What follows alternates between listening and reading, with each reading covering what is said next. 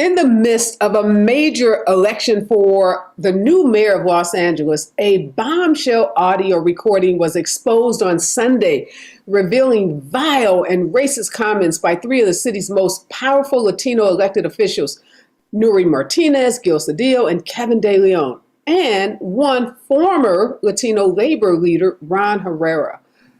In this tape, we hear Nury Martinez and others referring to council member Mike Bonin's 3-year-old black son as a little monkey. Martinez says the kid needs a beat down. She says, let me take him around the corner and then I'll bring him back. She even goes as far as to call Mike Bonin, who's a member of the LGBTQ community, a little bitch. She says that District Attorney Gascon is, quote unquote, with the blacks. She goes on to talk about Mexicans that live in Koreatown using Spanish to say they are ugly. She makes crude and racist remarks about Armenians, about Jewish people, just about every demographic you can think about.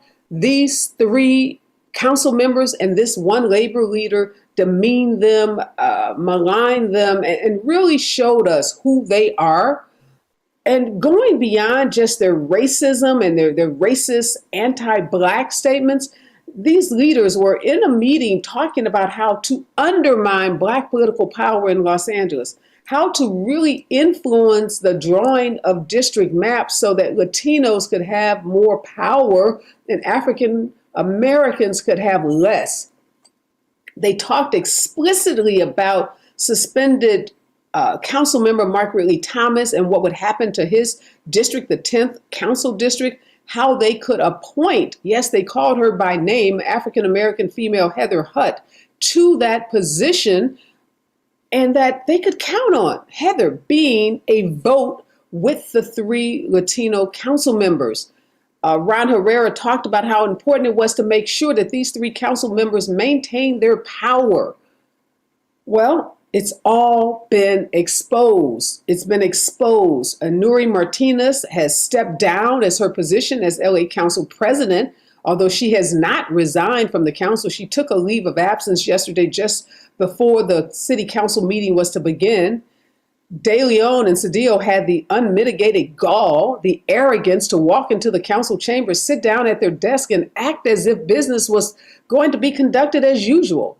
But the people of Los Angeles spoke, and they spoke with a loud and unified voice. They chanted so loudly during the beginning of that city council meeting until the colleagues of De Leon and Cedillo had to walk over and tell them, bros, y'all got to leave. You got to get up out of here. We can't start this meeting. We can't start business because these people, the people of Los Angeles, are not going to allow you to spew this kind of hate, talk about black folks and engage in this kind of orchestrated effort to take power away from African-American residents and then walk into this chamber as if nothing had happened.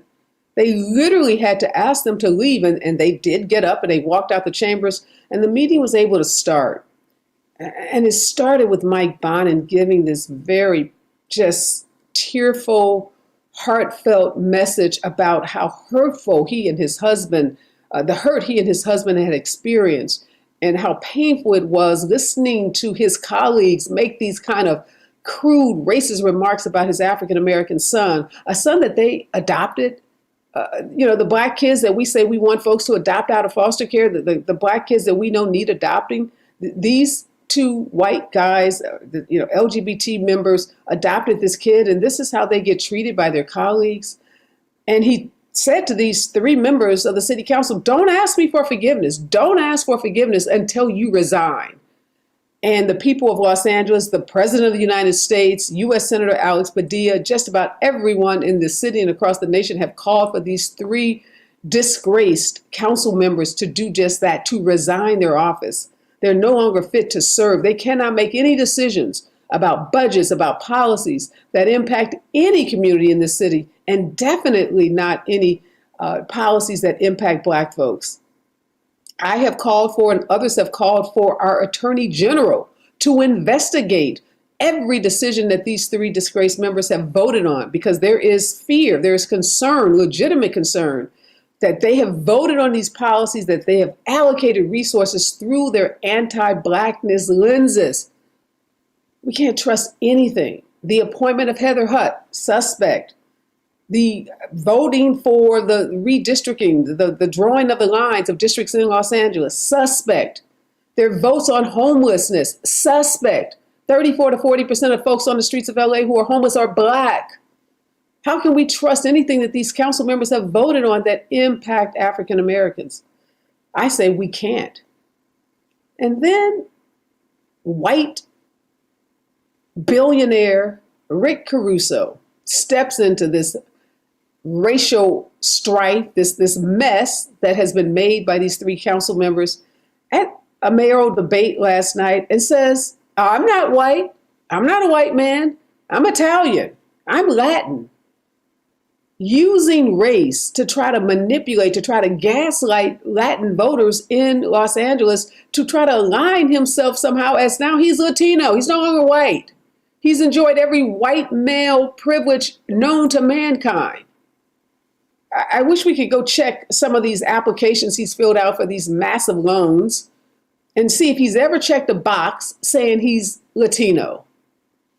I can't imagine that before last night, before he saw this opportunity to manipulate the pain and the hurt that people across Los Angeles are feeling, that he ever thought of himself as a Latin man. He's a white man, and he's always been a white man.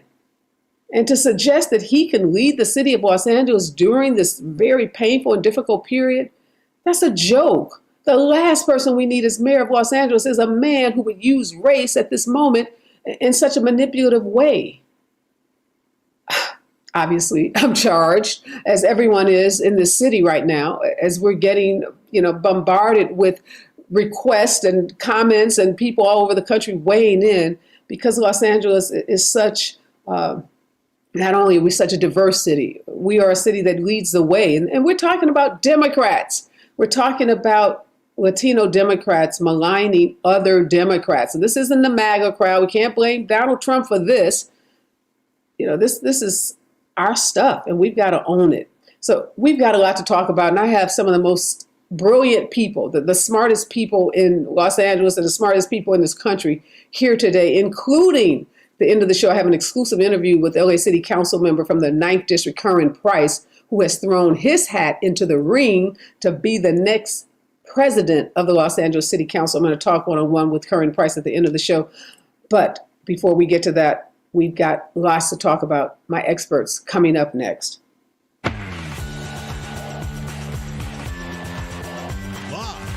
from Los Angeles, this is the Special Report with Areva Martin.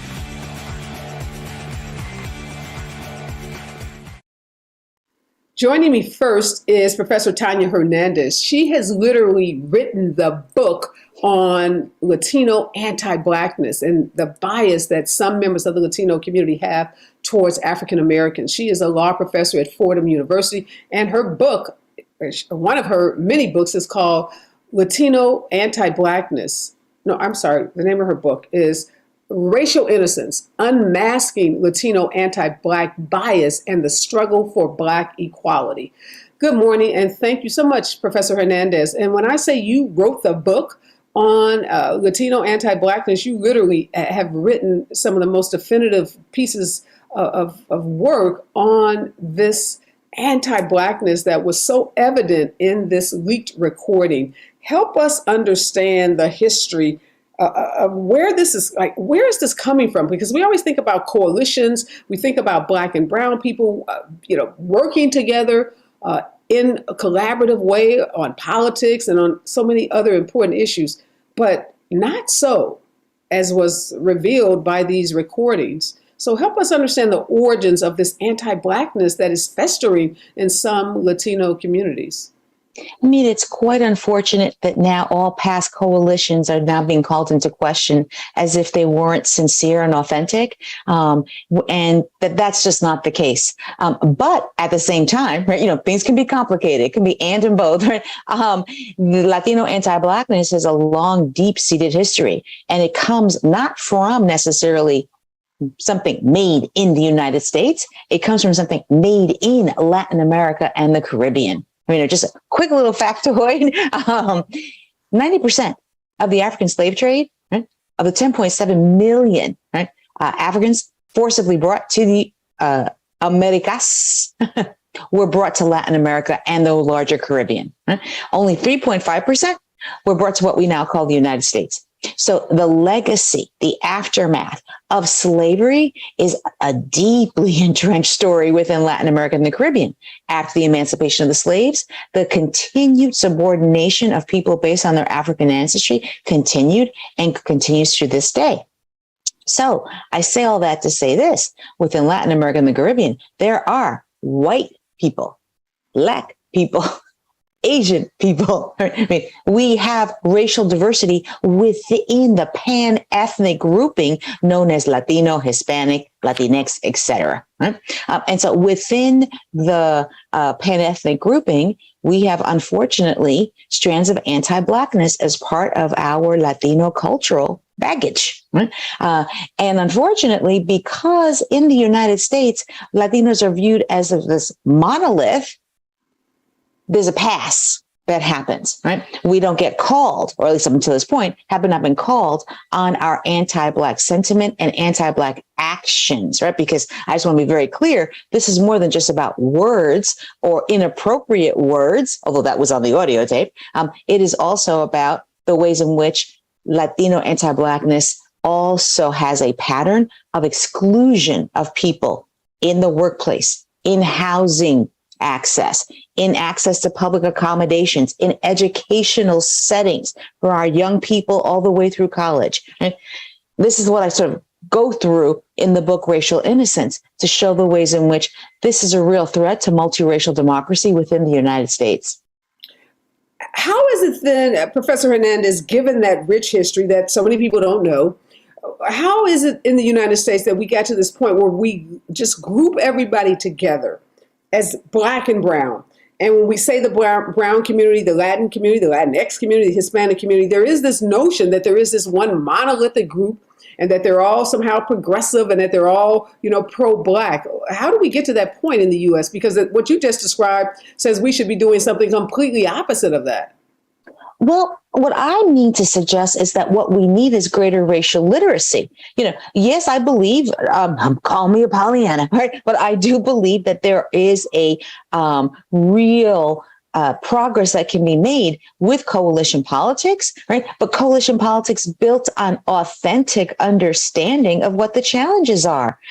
Unity is not just a given. Unity is something that has to be struggled for and worked for on every single day. And that can only be done when we are rigorously honest about what we all bring to the table, right? And so just as we are trying to have a racial reckoning in the United States about anti-Blackness that comes from English-speaking, white Anglo individuals, we need to be very clear that Spanish-speaking Latinos are very much also part of what needs to be part of the racial reckoning, as other people, those who are also designated other people of color.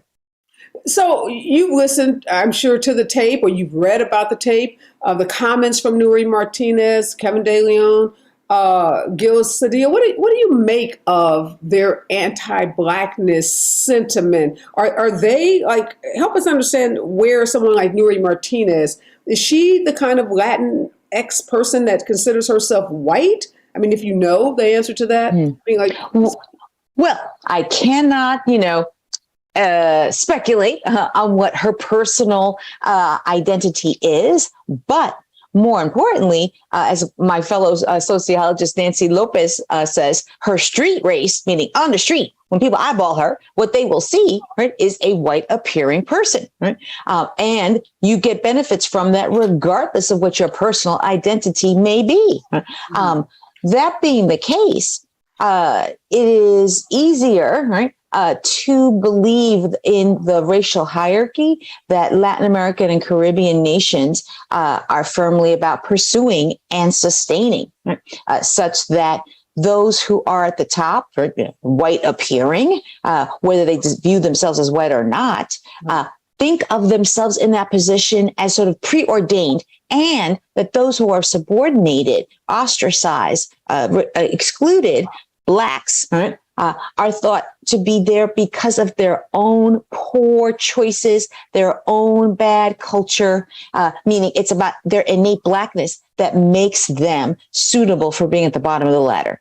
Yeah, it's interesting because even before this was exposed, I had heard rumors that Nury Martinez, in her role as president of the council, had that view about African Americans on the streets of Los Angeles.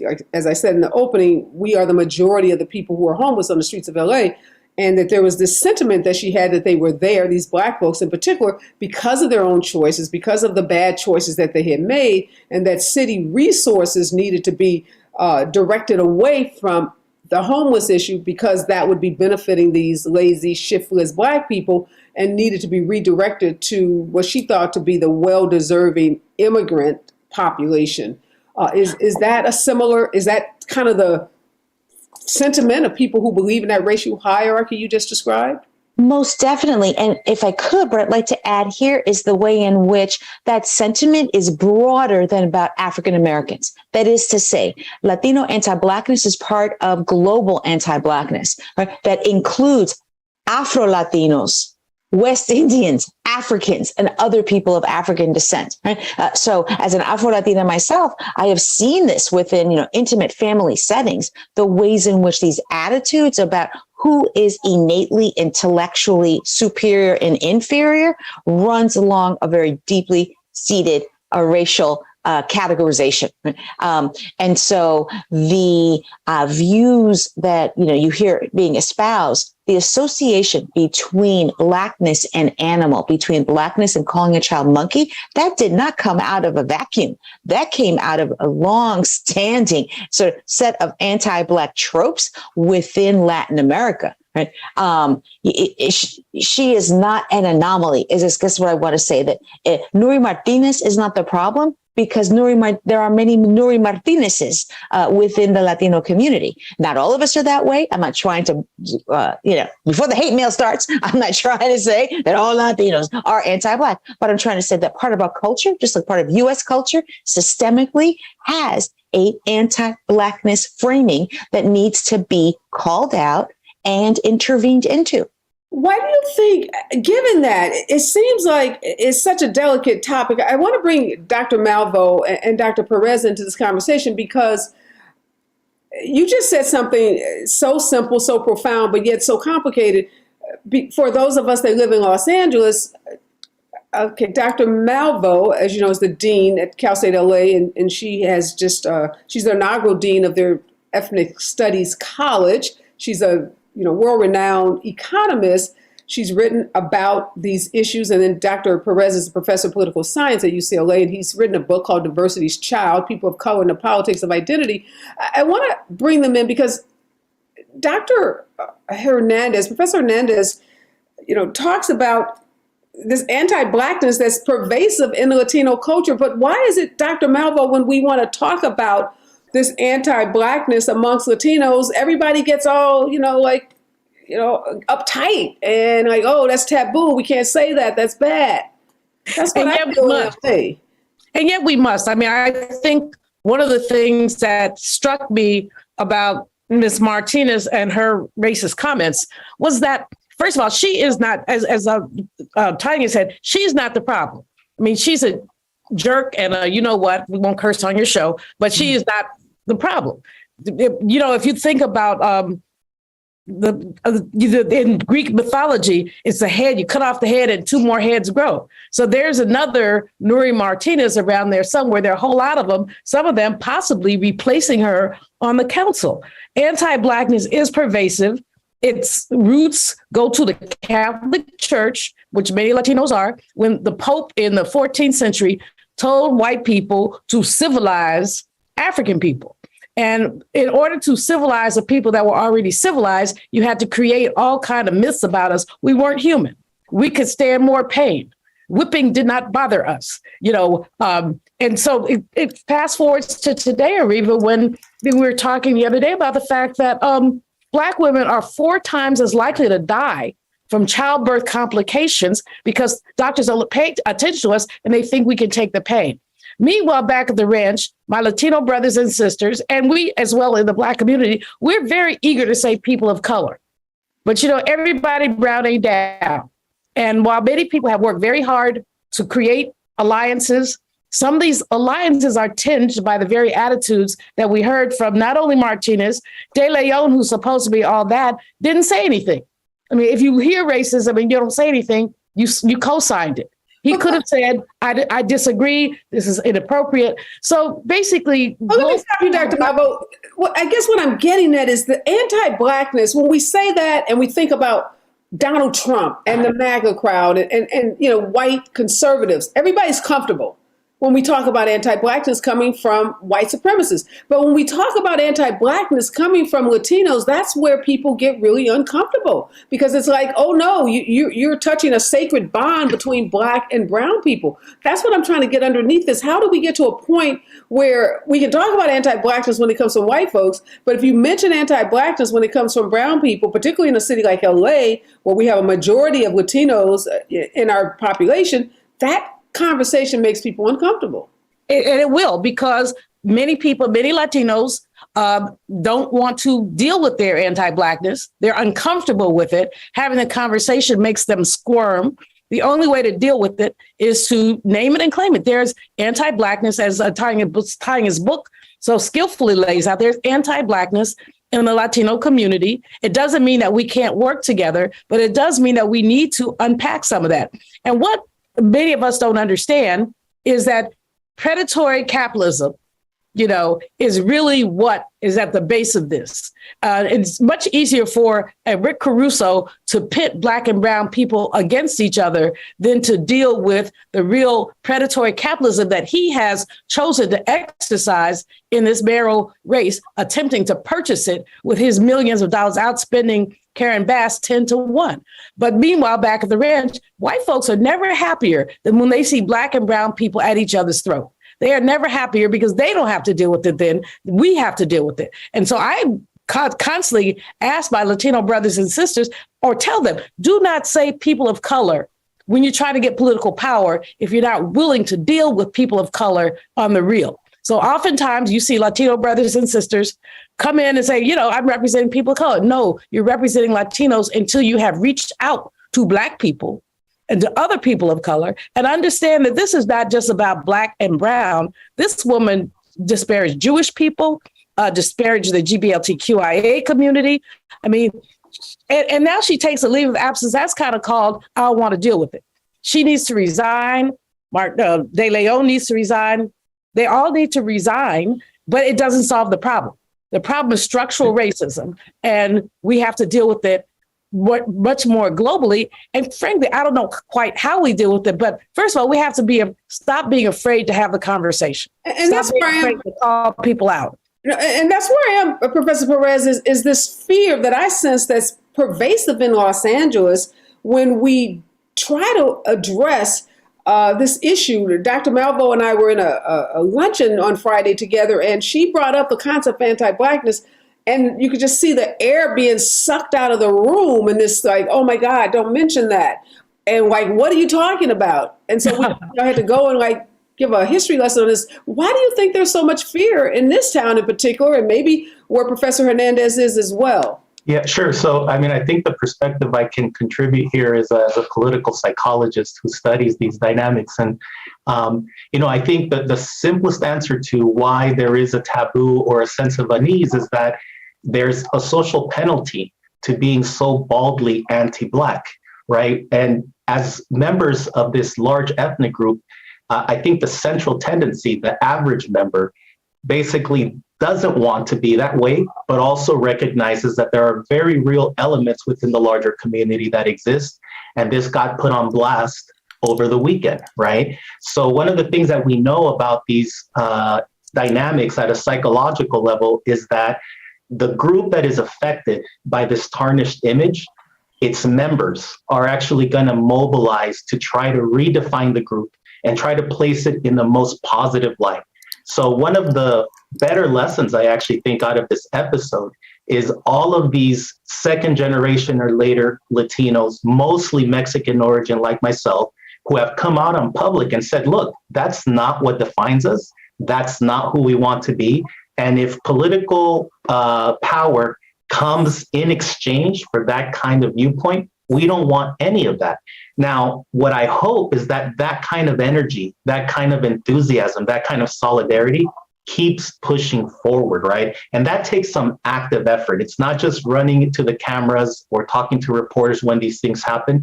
A lot of it is about socialization. It's about education. You know, essentially, Professor Malvo mentioned, you know, if you're going to say you represent people of color, then you got to do the deed, right? You got to actually behave in accordance with that. And I would say that that's actually the correct way to view this. If you want to go big, if you want to go broad, then part of what needs to happen is you need to remind other Latinos who are predisposed to identify as people of color, this is what a good person of color does, thinks, behaves, right? And I would just say, you know, based on my own research, what defines individuals as people of color is not sort of attributes or characteristics. A lot of it is the thread of ideas, the notion that you understand that at the end of the day, we all get the short end of the stick, and the problem is systemic. It is a structure or set of structures that is actually putting us at these disadvantages. And so you focus on the common denominators, and you sort of put into the back burner the very many real differences that do exist in terms of aspirations, histories, et cetera, but you're trying to keep your eye on the prize, right? Which is a little bit more political inclusion, maybe governing in a way that is not the usual way in Los Angeles. But overall, I mean, the simple answer is the taboo is it makes the larger group look bad. And a lot of people within the group care about that. So Professor Hernandez, Professor Perez said a couple of things I want to follow up with you on. One is this notion of generational. He said younger Mexican like himself, suggesting that maybe this breaks down generationally. So are you finding that in your work? Is that older, a different generation, folks, Professor Perez's parents and grandparents, that they have a broader, they bought in more to the anti-Blackness, and that younger Latin people are more inclined to be, more accepting of Black folks? Is that your sense? Is there a generational difference here? Well, that's complicated because, yes, of course, there are young people who are part of, the post George Floyd murder with desire for a true social transformation. And there are young Latino people who are part of that, and young Latino people who are also calling out the LA City Council members. But the desire, the sort of utopian desire to think like, young people will carry the day, and all these old-fashioned ideas will just kind of dissipate with the movement on of those generations, just to put it, put politely.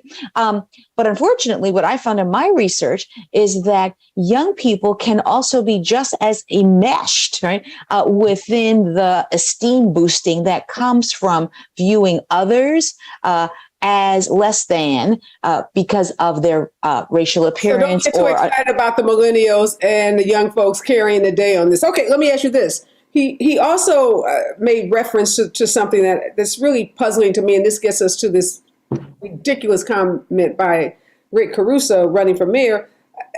This notion that, if you look white, as you said, your street race, I love that phrase, you get the benefit of going in and out of whiteness, the benefits and privileges that come with whiteness that folks like me and Dr. Malvo, and I look at Dr. Perez, probably never gets mistaken for a white man. So we don't have that benefit. So what does that say about someone like Nury Martinez or folks like her? I'm sure when it's to her advantage, she wants to be full on Latina.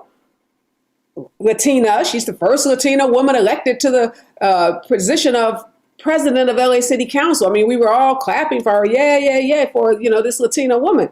But then when it's not to her benefit, she can walk in a space and kind of shed that part of her. So are those people, how do we ever bring those people into this umbrella of people of color if they get to go in and out of whatever race they choose to be in terms of their personal ambition? I would characterize it slightly differently. Less than about sort of coming in and out of viewing oneself as a person of color. I think that part of this sort of racial innocence that Latinos bring to the table, that real racism is what white Anglo English speaking people do. And the stuff that we kind of say and do, that's like something more benign. And that's just our old culture, but it's not real racism. Right? I think that is sort of the bigger key to sort of understanding and then thus the answer to moving forward. So what I mean to say by that is this. If Latinos and a Latina, who's very white appearing, views herself as part of people of color, right? And her anti-Blackness that she views as just sort of kind of part of Latino culture, that's not really real anti-Blackness, it's just kind of how we talk, etc. Right? If that's left untouched, if that is not named and claimed as being part of anti-Blackness, then one can view oneself, or Nury can view herself, right, as being a true woman of color. She doesn't view herself as shedding it, right? She views it as sort of like a seamless part of her enacting out her Latina-ness, right? Is to have these kinds of attitudes, but still not view it as being truly part of racism. So I guess what I would say to this, I focus less on sort of the personal identity that the person brings to the table and much more on what they are willing to acknowledge as sort of problematic aspects of their social formation. The whole code. I don't know if you can separate that, though, Professor. How you see yourself, your personal identity often drives what you do, how you act, how you move about the world. And if you see yourself as somehow being on this hierarchical structure and you're at the top of that hierarchy, then that is how you're going to act. And that's how as you look down on the people beneath you as unworthy, that's going to be reflected in your policy decisions and your allocation of resources, which is what we are calling on our Attorney General here to do, is to evaluate. I don't see how she could separate her identity as being superior to everybody on the planet from how she acted when she was making decisions on the council. I want to bring into the conversation Connie Chung. She's been waiting, Connie Chung Joe, waiting very patiently. She's the CEO of Asian Americans Advancing Justice for Southern California. We know that Asians were not spared in this racist rant by these three disgraced council members and this one labor leader. Connie, what are you feeling in this moment about the way Koreatown was talked about, and again, the manipulation, the efforts to gerrymander the district that Nithya is the councilwoman of, suggesting that she somehow should lose part of Koreatown because, again, this quest for more power for these three individuals? Yeah, Areva, what I noted was, first, when it came to Koreatown, Councilwoman Nithya Raman was told she was without merit, right? As an Asian American council person, she was without merit. And I do think it's really important to remember that this is all happening in the context of redistricting. Redistricting is the process by which you create maps after census in order to create communities of interest that stay together so they can vote in a block, right? Because we know when district maps in the past have been used historically to separate and disempower communities of color, particularly the Black community. And so redistricting is supposed to create districts so people stay together, and that way they can have an elected official of their choice. And what we heard in this conversation is Asian Americans are to be dismissed and we are without merit. And it's important to note that Asian Pacific Islanders are the fastest growing racial group in LA City, not to mention the state and in the country. And we make up about 15% of LA City. That being said, to me, this is more about the anti-Blackness. And really for my community, we need to really stand in solidarity because of the tensions and the past history in the city between Black and Asian communities. I'm a native Los Angelino who was here in 1992, 30 years ago, when the LA uprising or Saigu happened.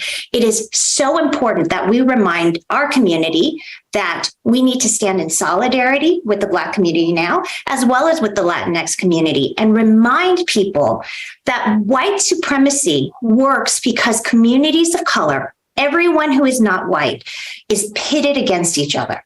And I'm not saying we have the same levels of oppression. I'm not going to play Oppression Olympics, but I am going to say the way the game is played is like Hunger Games. White supremacy is District 1. The rest of us are Districts 2, 4, 13, whatever. But the way it works is as long as we're fighting against each other, white supremacy wins. So even when we are trying to have a voice for our community, our particular racial group, we need to always remember, how do we do it in a way that we're not pitted against one another?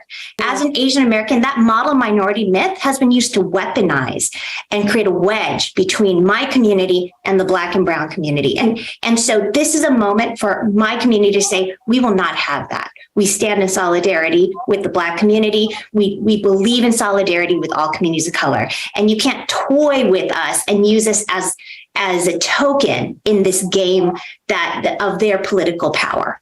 I'm so glad to hear you say that, Connie. And Dr. Malvo, that's exactly what Rick Caruso was doing in that debate last night when the moderator said LA has a choice between an African-American woman and a white man as mayor. And he chimed up and said, I'm not white, I'm Italian, I'm Latin. Isn't that exactly the manipulation and toying with us as citizens that Connie is talking about? And how should we respond to that? I don't think the papers have gone hard enough on him for that. That's as disgusting to me as what we heard on that audio. That is the white man manipulating the groups, pitting us against each other and trying to somehow suggest to Latin people, I'm one of you, I'm with you. Exactly. It's a sweater, put it on, take it off.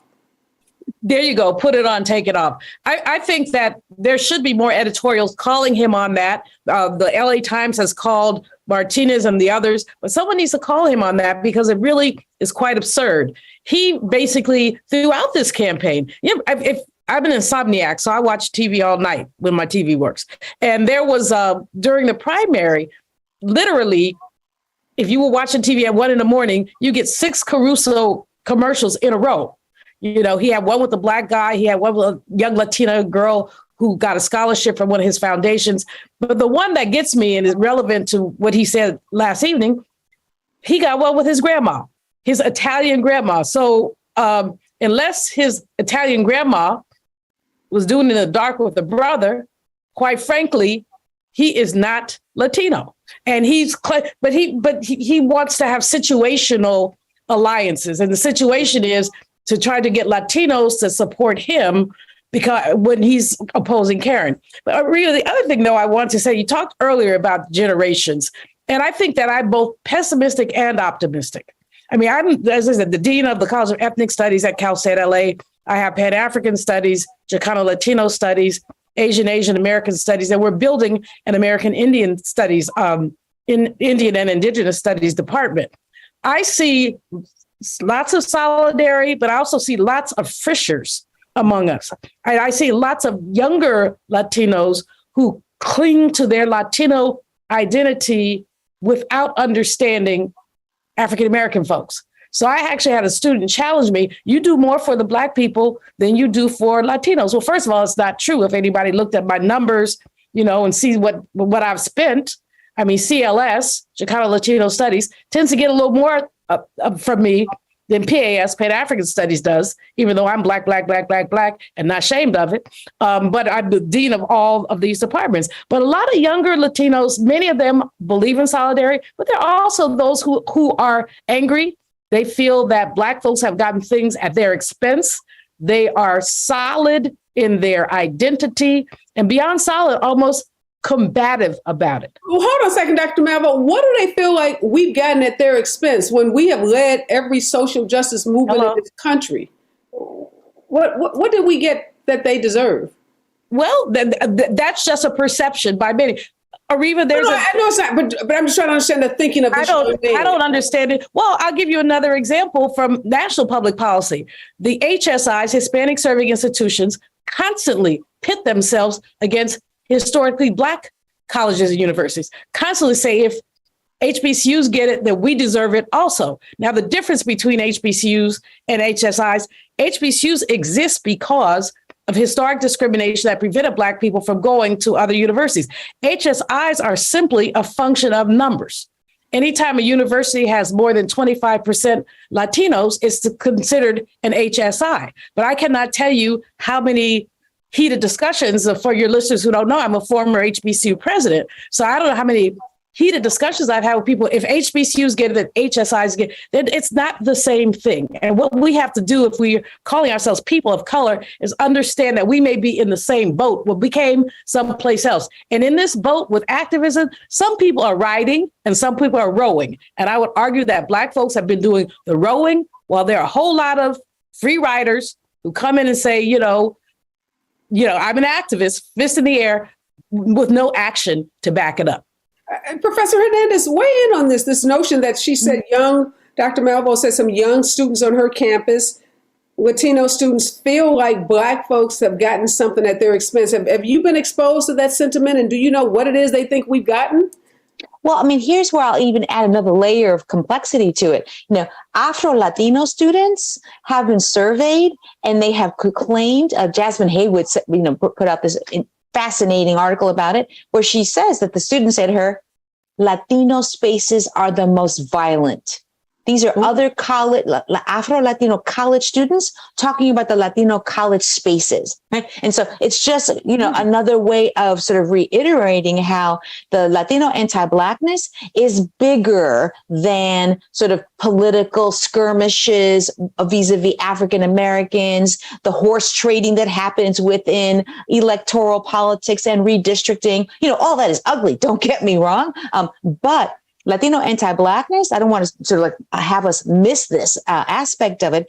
It is bigger than these sort of perspectives of competitiveness for public goods vis-a-vis one group and another. Dr. Perez, what are young Latinos mad about? Why are they so angry? And it's so curious that you all are saying this, because every young angry person is usually a young angry Black person. So this is the first time hearing that young Latinos are angry and mad at us, and they think we have something that belongs to them. What y'all mad about? So look, there's I'm going to say there's two ways. There's two ways to actually view what's going on, and it's a very real reality is the first thing I'll say. The first one is just simply some of these individuals need a very strong history lesson, right? A lot of the gains that Latinos made in isolation as an ethnic group, as an organized ethnic group, whether as Chicanos or Puerto Ricans, were done with a Black playbook. Now, you can acknowledge that you borrowed it or not, but that's essentially what we've done. And I mean, in many ways, this is why we consider ourselves a minoritized group. The second way to view it is, I think, a much more generic dynamic, and that is, it really does matter which identity you're availing yourself of when you interact with others. And so for Latinos, just like other individuals that are minoritized, you have an extensive portfolio of identities. One of them is your ethnic group. In this case, you are Latino or you are Mexican, but you can also be a person of color. Where the complications arise is not that we're choosing one or the other, but that when we choose, let's say, people of color in spaces, whether they're in education or the labor market or the private sector, when you overlay a broad-based identity with very complicated zero-sum dynamics, that is, more for them actually means less for us, this is where you get sort of these heated recriminations between individuals. It's a feature. I mean, in some ways, this is why you see it so baldly stated by these three city councilmen. What they were dealing with was precisely a zero-sum dynamic. You can't create more pie.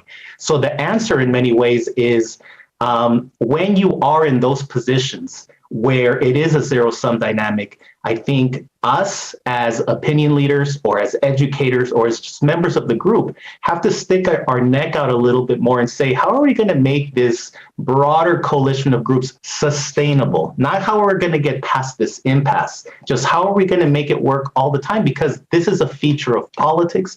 It's a feature, I would say, in higher education. But everything that's been said, I mean, it's not surprising to me, because it's really simple for these dynamics to unravel into a very parochial view about my group is aggrieved and my group got less, instead of saying, well, what about the commonalities? right? Yeah. They don't have to be. Tribalism. It's tribalism, and that's exactly what we saw. I'm running out of time, Dr. Malvo. Give us some final thoughts. I'm not ready. A lot of folks want to start talking about healing. I don't think we're at that point. We can't heal as long as those three people have not resigned their jobs. I don't know what's going to take to get them to resign. These are very well-paid jobs. I think they make $250,000 plus, incredible benefits. There's not going to be a labor market or a job waiting for them on the outside, as you say. So they have families. They're not independently wealthy people. So there's a financial issue here that is probably driving their decision making.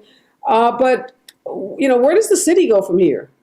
Well, actions have consequences, and they need to be strongly urged. If not, people have already demanded that they resign. You're absolutely right about the financial consequences. What does an ex-city councilor do? But, but disgraced, on audio tape, racist ex-council member that your own party, when the president of the United States weighs in on a local city council issue, that's pretty significant. I don't know if that's happened in the history of the Democratic Party. Well, Democrats have a lot to deal with, too. I mean, the Democratic Party is not only racist, it has been racist, has rewarded racists, but, anti-Black, anti-Latino, anti-people of color. The Democratic Party is a white boys cabal with a few Black folks sliding in there every now and then, a few Latinos sliding in there every now and then. But my parting words are, these are conversations that have to be held in churches, in community, and people need the pressure on these folks with Martinez, De Leon, Cedillo, that pressure, the labor leader had to step down because the AFL-CIO could not have that. The AFL-CIO, which has a growing population of African Americans, Latinos, they couldn't have that. But the bottom line is these are conversations that have to happen, and we need to go from conversation to public policy. Everyone who had something to say, their decisions need to be scrutinized. I think having the AG look at it is a brilliant move because we don't know what their anti-Blackness has wrought in terms of public policy, but we all have to be vigilant about this. This is unacceptable, and we just have to continue to hone that in. I do hope that Curran Price, when you talk to him, I want him to be the council chair. He's great. And we really need to talk about, but not just talk about, act on some of this stuff. When people understand how unacceptable it is, maybe they won't do it anymore. Well, thank you so much, Connie Chung-Jo, Dr. Malvo, Dr. Hernandez, Dr. Perez. Such a rich and important conversation. We have so much work to do, obviously, here in Los Angeles and across the nation. And with brilliant minds like all of you leading organizations and academic institutions, I'm sure we are going to get there. Again, thanks for spending some time with me this morning. All right, I promised at the top of the hour that I would be talking in an exclusive interview with City Council member Curran Price. He is the council member of what he calls the New Ninth. And he's here today to just help us make sense of what's happening at the City Council and his bid to become the chair of the council. Good morning and welcome, Councilman. Good morning, Areva. I'm sorry I got on a little late, but certainly appreciate the comments made by your panel, all distinguished educators, community folks. And let me just say up front, I share the outrage and disgust as evidenced in the comments made, the transcripts of these three council members and the county fair director. Before we start any kind of healing process, as many of you have suggested, they got to resign. They got to step down. Nothing's going to happen until that occurs. And in terms of, let me ask you this, though, Councilmember Price, they seem like they're digging their heels in, particularly the two guys who showed up to work yesterday thinking it was business as usual. Yeah. And I've looked at the city charter, as an attorney, I've reviewed it pretty closely. There's not really a mechanism to suspend them. They've not been indicted for anything. So the process is either they resign on their own, there's a recall effort, and we know how expensive and difficult recall efforts are, but and timely, yeah. Resignation and recall, we could be stuck with them. Gil is going, Cedillo, he leaves in December because he's been voted out. But what about if Nury Martinez and Kevin De Leon says, look, we can't find jobs. This is a damn good job with damn good benefits, and we're not leaving. We'll take a leave. Like, she's on a leave. We got to pay her while she's on leave. Kevin De Leon could take a leave. What happens then if they don't leave? Yeah, it's going to be a very difficult situation. We certainly I'm supporting a motion to censure them. But like you said, it's a slap in the hand, has no real teeth. It's just an expression from the body, from the council. And when you talk about fairness, all the hurtful words, all the harm that they did across the board to communities all over our city, they're able to go on leave and still get their pay. We had another colleague, Martin Ridley Thomas, who is only alleged to have committed some wrongdoing, yet his benefits have been cut. So there has to be some equality there, I think. But unless the Black community, as you just said, Councilmember Price, is livid about that. You have Mark Ridley Thomas, who's been without his pay and benefits for a year, and the notion that these three, or two who have until 2024, until their terms are up, can stay, take a leave, not take a leave, and still get paid. That's not sitting well with many across the city, not just Black folks, but I think many residents. Does that mean we need some kind of charter reform? Do we need charter reform that would? Absolutely. And let me just say up front, I had a motion to investigate the actions of the controller as it related to the pay.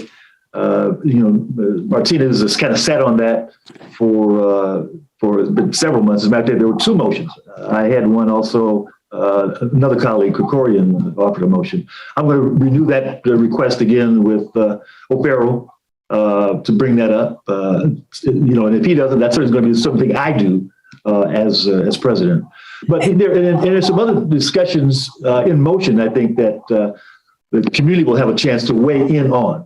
Charter reform is certainly one. And one of the proposals is that we expand the council from 15 to 21 or 25 members, so making it even more representative, giving more people an opportunity to have a voice in that matter. So that's going to be a chance for people to weigh in back and forth.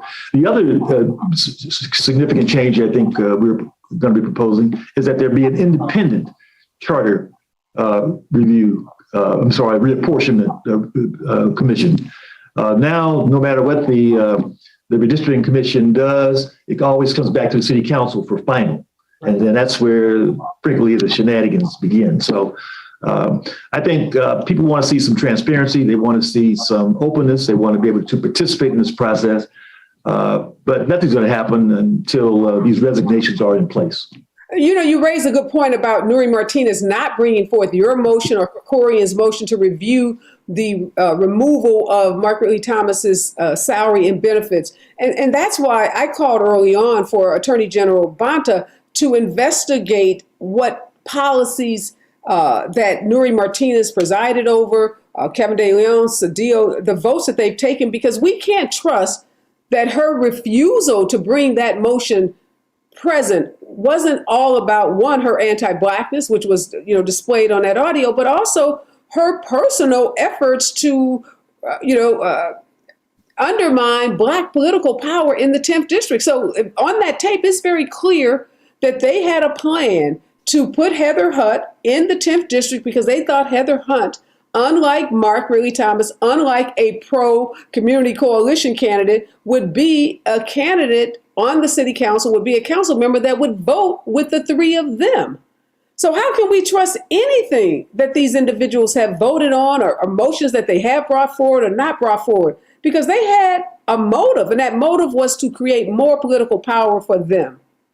Well, I think certainly bringing in the Attorney General makes a lot of sense. I think that would give everyone a feeling that there's some independent review. And you're right. They preside over some important decisions over the past several years.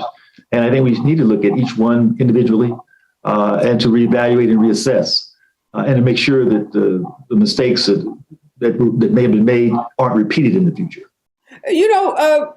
Councilmember Price, I had heard rumors that Nury Martinez was very racist, that she had an anti-Blackness, perspective, and that a lot of the policies that she made, even around homelessness, was driven by her anti-Blackness, that she saw the 35-40% of the Black folks who were on the streets of LA as homeless as being shiftless and undeserving, as being drug addicts and folks unwilling to work, and that she wanted more allocation of resources from the city coffers to what she thought were good, hardworking immigrants. Did you see any of that anti-Blackness? Did you observe any of this kind of racist conduct that was displayed on that audio before it was leaked. Well, I didn't. I certainly have friends who expressed that, had a sharper view, and who suggested that they saw this sort of coming. Quite frankly, I didn't know. I'd certainly known her, worked with her.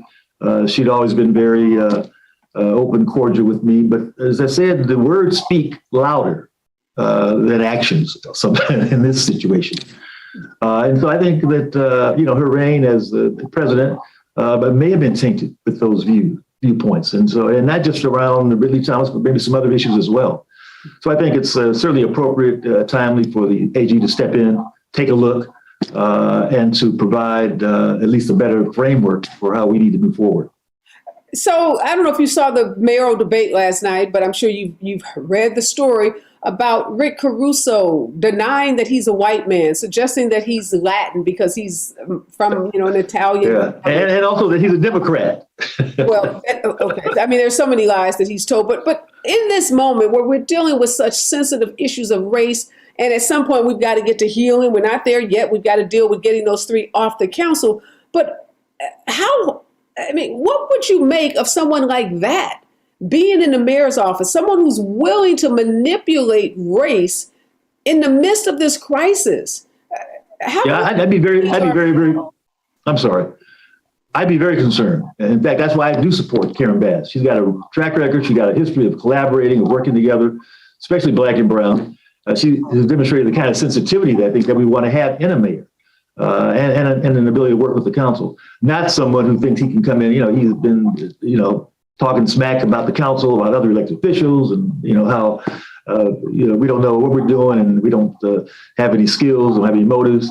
And so I think he's the absolute wrong choice. I think we need someone who can bring our city together, and I don't think he definitely is the one to do that.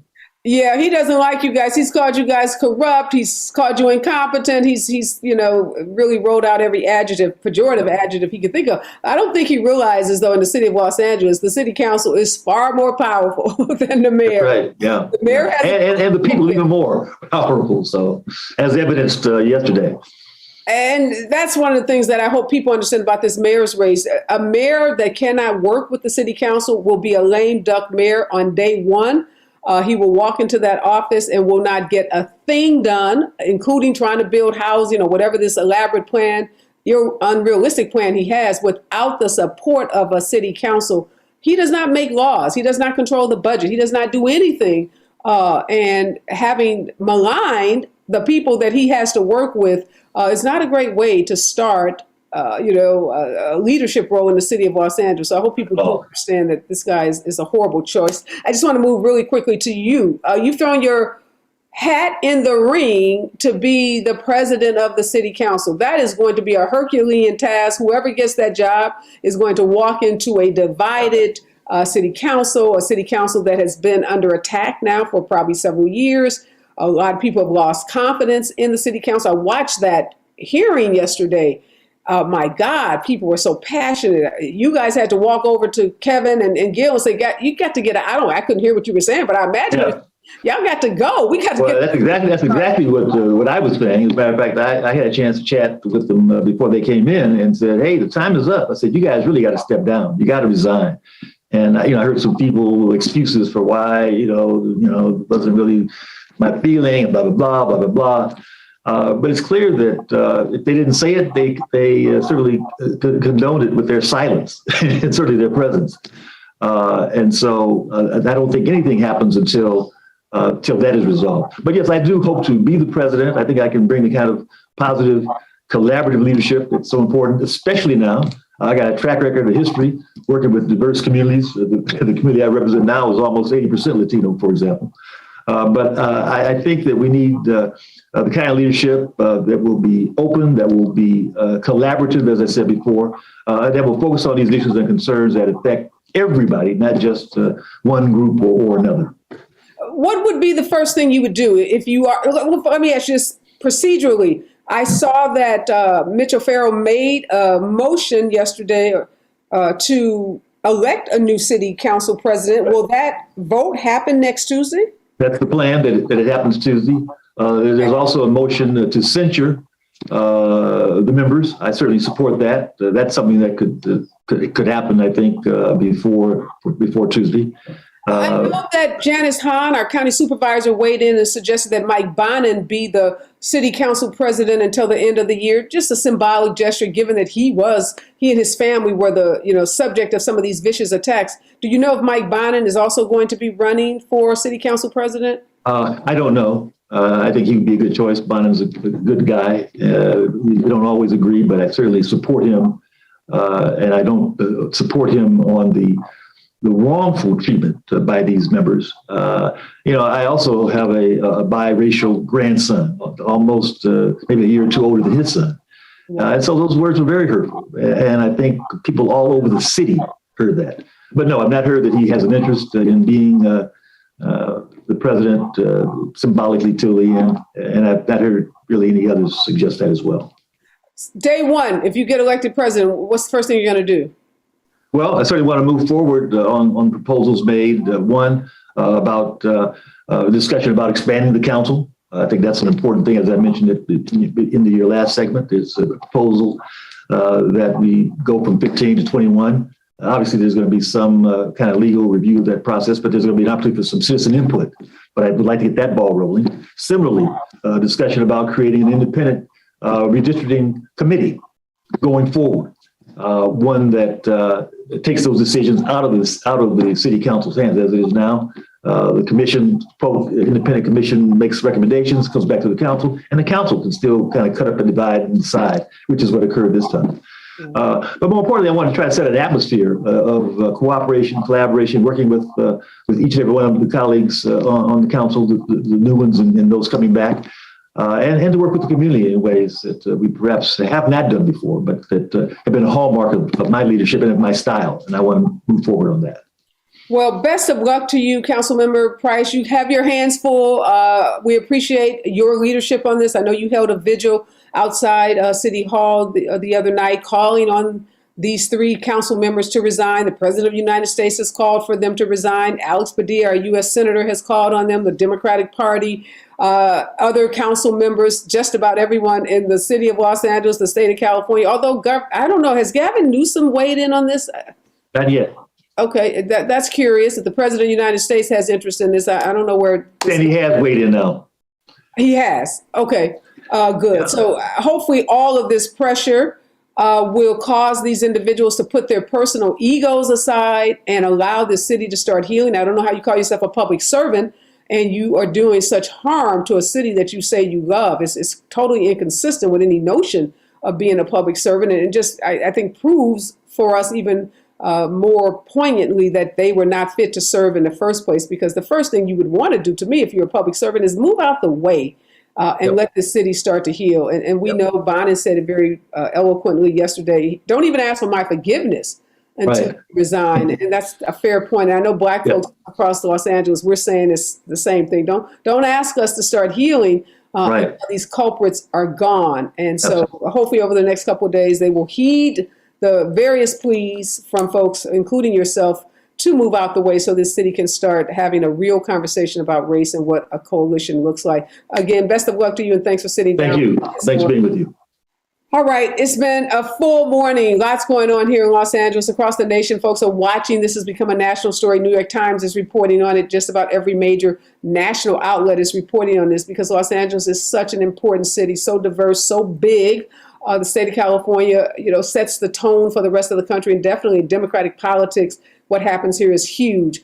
Joe Biden will be here on Thursday. Kamala Harris will be here on Monday, and the leaders of our party are supporting Karen Bass for mayor. They have also called on these three council members to resign. And we are at a crisis in this city, and we need bold, strong leaders. We need leaders who are willing to step up and take shots, but make those hard decisions. There's nothing to equivocate on this. It's very clear. If you are racist, if you have an anti-Blackness perspective, if you are a tribal person who believes that only your little tribe should be in control, should have all the power in this city, you are unfit to serve in the city of Los Angeles. And these three disgraced council members have proven that they are unfit to serve. And Rick Caruso has done the same. He has shown us that he will use race, he will use people's pain to win an election. And we don't need more of that. We need less of that. So no, for those 3 city council members, you are not wanted in city government in Los Angeles. And no, Rick Caruso, you are not wanted in our city. Go back to your billion-dollar developments and be successful there. But we do not need you or your type in the mayor's office in Los Angeles. We've got to heal this city, and we can't heal with people like Rick Caruso or these 3 disgraced council members. All right, y'all, be safe out there. Remember, we're all in this together.